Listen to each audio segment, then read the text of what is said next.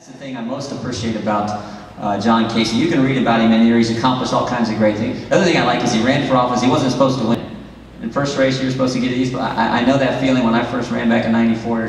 And he won. He was in 18 years in the House of Representatives. Authored the first balanced budget in about, what's it say, since 1969 or something like that. So you got to take that risk. You got to step in the game and make a difference. John Kasich has done that for over 20 years, serving his state, serving his country, and he's going to serve our state real well in 2 years when he's the next governor. John Kasich.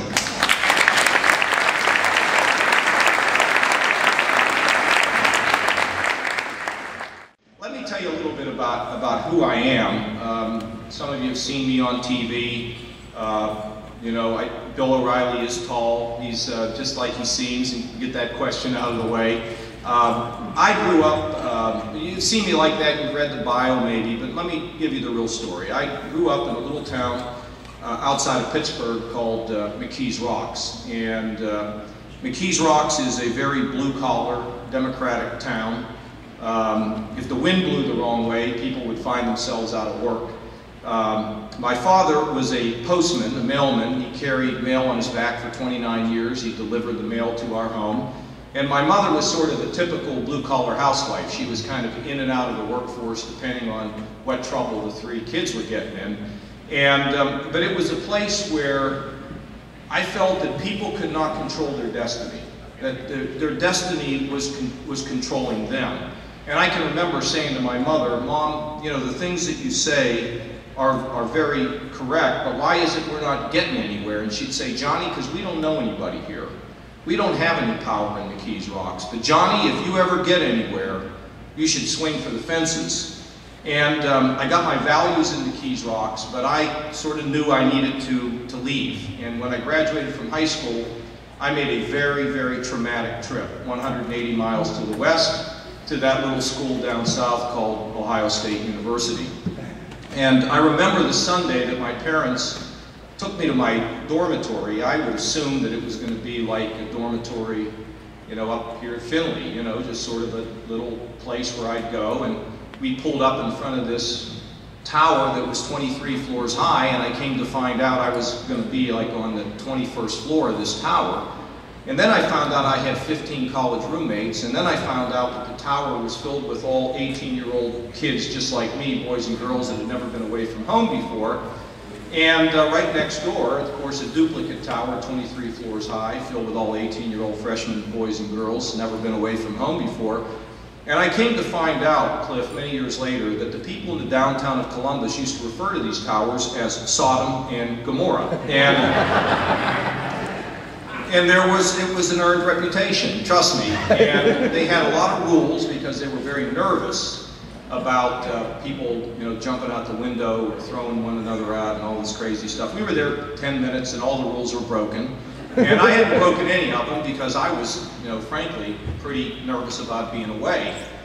And I got a bill in the mail for a fine for something that had happened that I didn't do. So I talked to the dorm guy and said, "I'm not paying this is not right." And next level, and it was like fighting a bureaucracy. Every group I spoke to, you know, nobody wanted to help me. So I told my roommates one night that I was just going to have to go have a meeting with the president of the university and get this thing right to the top. So they thought that was kind of humorous, and I started calling his office, and they wouldn't let me in. And I called day after day after day. And the lady, she says to me, the secretary, she says, "Well, young man, you're driving me crazy." I said, "Lady, let me explain something to you. I'm going to pitch a sleeping bag in the doorway of this building because I'm going to have a meeting with the president."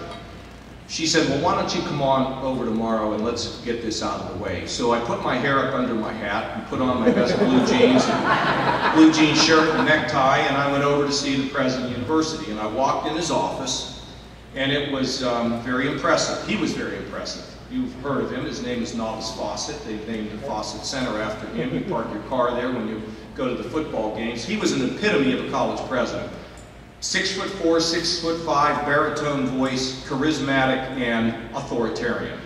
And he had a beautiful office, big desks, big, you know, they had their secret board meetings in there. And I remember the green leather upholstered chairs, and we shook hands and we sat down, and he said, "What's on your mind, young man?" So I told him what I was bothered about.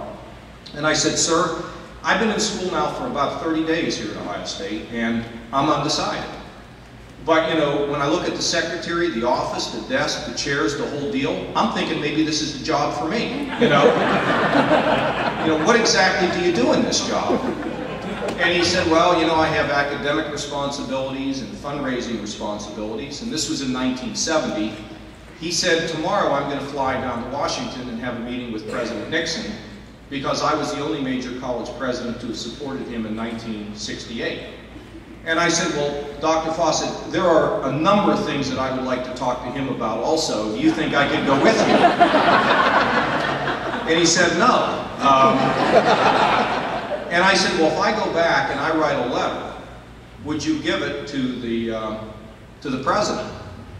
So there's a story in here, young kids. Keep asking until somebody tells you no. And he said, well, I guess I could do that. So I went back to my dorm room and I did a critique on the Nixon presidency, and I signed it, sincerely, John Kasich, P.S. If you'd like to discuss this further, let me know. You know, I'll come see you. So a couple weeks later, I go down to my mailbox, and I pull my mail out, and sure enough, there's a letter from the White House Office of the President. And I open it up, and I go upstairs, and I call home. My mother answers the phone, and I said, Mom, I'm going to need an airline ticket. The President of the United States is invited to have a meeting with him in the Oval Office. And my mother is shouting, honey, pick up the phone, something's wrong with Johnny, you know? So think about this. I mean, Findlay's a pretty sophisticated town, but Keys Rocks is not the most sophisticated place. Wonderful, but so they send their kid away for 30 days, and he calls up and says he's going to go have a meeting with the President of the United States in the Oval Office, right? So they don't know what's going on. So they finally say, okay, Johnny, we'll send you down there. So I go home for the winter, for the first quarter ends, and I'm going to go down, I'm scheduled to go down around Christmas. So my parents take me to the airport, and I'm in the back seat of the car, and I'm getting out, and my mother says, now honey, when you get there, you know, they're not going to let you in, but I'll be here at home at the phone, and you call me and we'll bring you home, everything will be fine. So I fly down and I go up to the gate of the White House and I say, hi, I'm John Kasich here for a meeting with the President. The guy, you know, it's like Willy Wonka, right? The guy looks through, he says, come on in. So I walk in through the gate, and you know, the first thing I said to him is, do you have a telephone?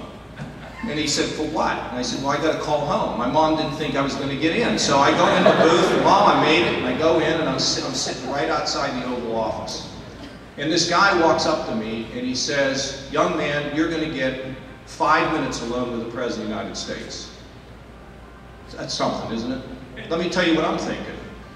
New jacket, new shirt, new tie, new pants. I ain't coming out in 5 minutes. You're out, absolutely out of luck. So they open up the door, and I walk into the Oval Office, say, Mr. President, John Kasich, President of the United States. We sit down at his desk.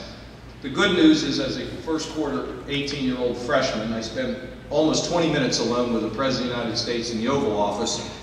The bad news is I spent 18 years in Congress, and if you add up all the time I spent in the Oval Office, I peaked out at the age of 18. I should have gone to be a banker.